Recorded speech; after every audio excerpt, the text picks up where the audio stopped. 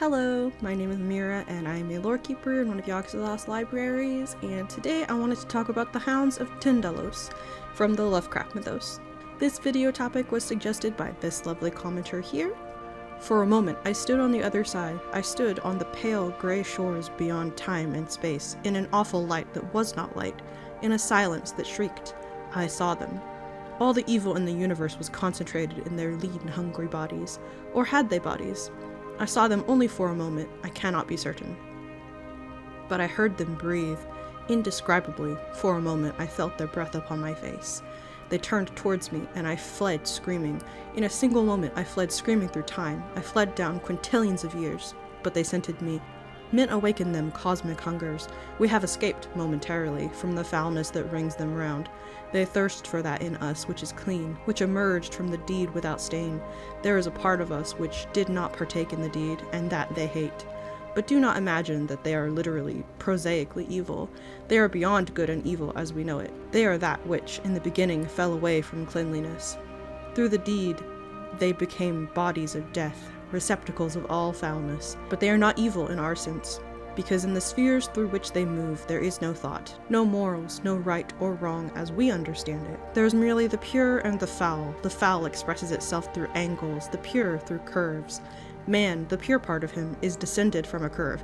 Do not laugh, I mean that literally. Beyond life there are, his face grew ashen with terror, things that I cannot distinguish. They move slowly through angles, they have no bodies, and they move slowly through outrageous angles. God, they are breaking through! They are breaking through! Smoke is pouring in from the corners of the wall. Their tongues. Ah! The Hounds of Tindalos first appeared in the short story of the same name by Frank Belknap Long in 1929, and would appear again a year later in H.P. Lovecraft's 1930 story, The Whisperer in Darkness. They have been included and expanded upon in the mythos throughout the decades, including Call of Cthulhu game by Chaosium, and inspiring creatures in media such as Yu-Gi-Oh! And Silent Hill.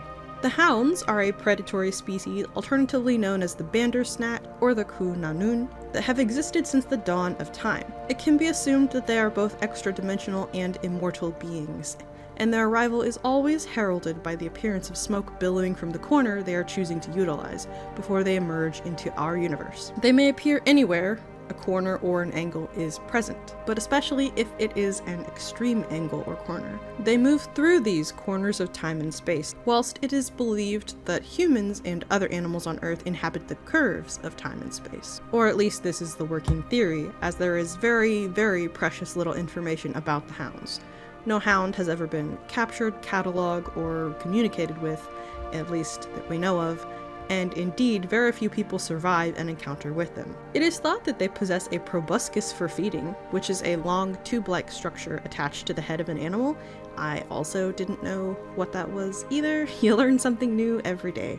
Proboscis. I like it. It's a fun word. A blue pus-like substance as well as the smoke are both thought to be associated with the Hounds. The blue pus-like substance is some sort of living protoplasm, apparently. The result of an encounter with a hound has left one victim that we know of decapitated and completely drained of all his blood. Chaosium would expand on the Hounds and give them a leader, or a god, known as Mh'ithrha, or the Arch-Lord of Tindalos. Mh'ithrha is an outer god created by Bruce Ballon, and the strongest of all the Hounds.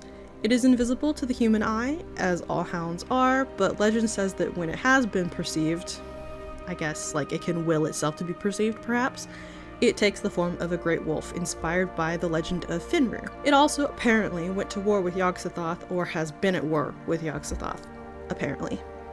So they say. And yeah, that is the super brief summary of the Hounds of Tindalos, one of the most mysterious entities in the mythos, honestly. We really do not know very much about them at all. But yeah, either way, I hope you enjoyed this. Thank you so much for watching. If you did enjoy it, please consider liking, commenting, subscribing. You all know the drill. Special thank you, as always, to my channel members. May Yog grant them the knowledge they seek. And I hope to see you all next time here in the library.